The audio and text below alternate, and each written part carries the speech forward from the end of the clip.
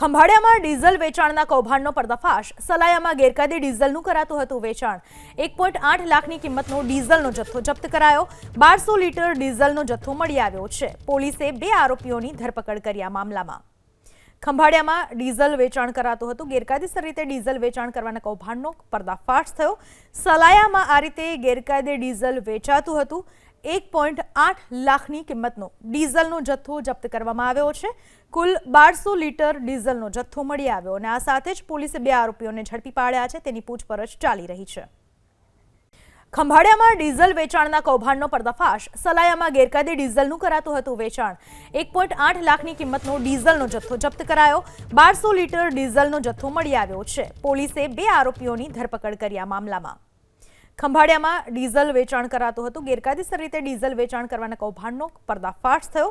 સલાયામાં આ રીતે ગેરકાયદે ડીઝલ વેચાતું હતું। 1.8 લાખની કિંમતનો ડીઝલનો જથ્થો જપ્ત કરવામાં આવ્યો છે।